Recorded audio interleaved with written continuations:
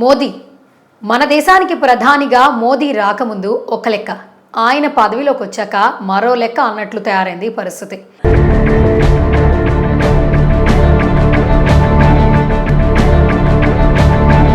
పూర్తి స్థాయి నిర్ణయాలు, అనేక ప్రక్షాళనకు, దశాబ్దాల సమయాలకు సొల్యూషన్స్, ఇలా అనేక నిర్ణయాలతో సరికొత్త భారతావనికి, ప్రపంచావనికి చాటి చెప్పడంలో మోదీ కింగ్ మేకర్గా మారాడు అనడంలో ఎలాంటి సందేహం లేదు.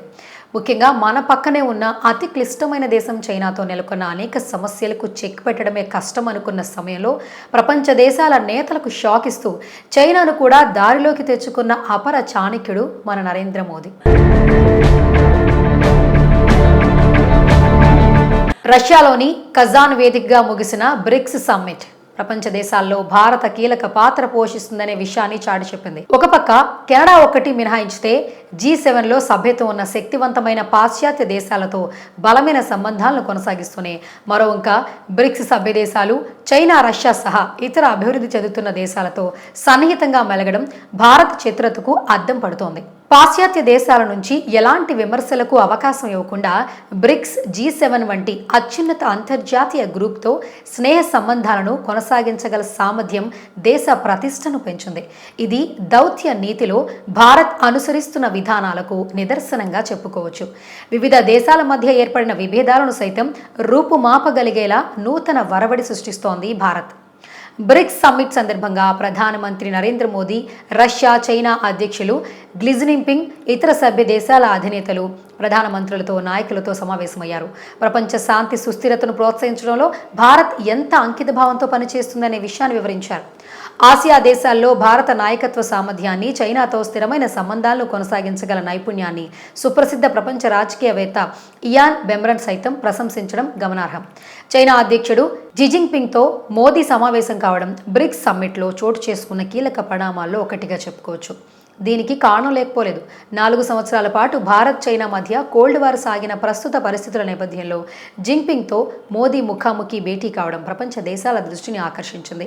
బ్రిక్స్ వంటి అత్యున్నత వేదికపై ప్రత్యేకించి చైనా వంటి ప్రధాన శక్తులతో తన సంబంధాలను పునరుద్ధరింపచేసుకోవడం దౌత్య నీతికి నిదర్శనం. ఈ రెండు దేశాల ఆర్మీ కమాండర్ల మధ్య 30 రౌండ్లకు పైగా చర్చలు జరపడం, 4 సంవత్సరాల పాటు కొనసాగిన ప్రతిష్టంభనను పరిష్కరించుకునేలా పురోగతి సాధించడం హైలైట్. అదే సమయంలో ప్రపంచ శాంతి కోసం మధ్యవర్తిత్వ పాత్ర పోషించడానికి సిద్ధంగా ఉన్నామనే సంకేతాలను మోదీ పంపించారు.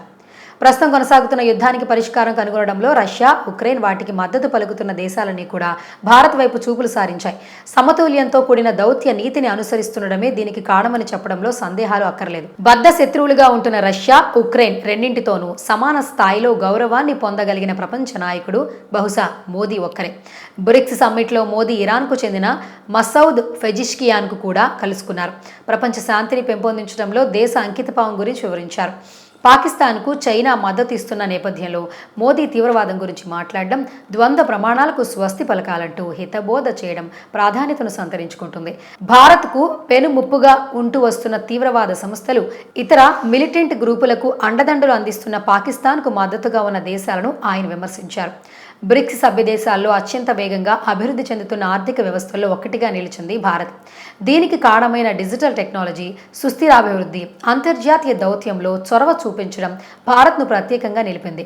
ఇది రష్యాతో తన సంబంధాన్ని బలోపేతం చేయడానికి, చైనాతో చర్చల్లో పాల్గొనడానికి, ప్రపంచ పాలనా సంస్కరణలో కీలక పాత్ర పోషించడానికి భారత్కు ఒక చక్కని అవకాశాన్ని కల్పించింది.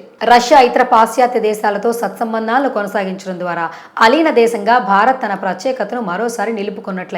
ప్రపంచ శాంతిని నెలకొల్పడంలో మధ్యవర్తిగా వ్యవహరించడానికి వీలు కల్పించింది. ఉక్రెయిన్తో రష్యా యుద్ధం కొనసాగిస్తున్న ప్రస్తుత పరిస్థితుల్లో ఇతర దేశాలు తమ దౌత్య విధానాలపై పునఃసమీక్షించుకుంటున్న పరిస్థితుల్లో మోదీ రష్యాలో అడుగుపెట్టారు. దౌత్యం, సభ్య దేశాల మధ్య ఓపెన్ డిబేట్, అన్నిటికంటే ముఖ్యంగా ఘర్షణలకు తావు లేకుండా శాంతియుత పరిష్కారాలను ప్రోత్సహించడంలో హేతువాద గళాన్ని భారత్ గట్టిగా వినిపించగలిగింది.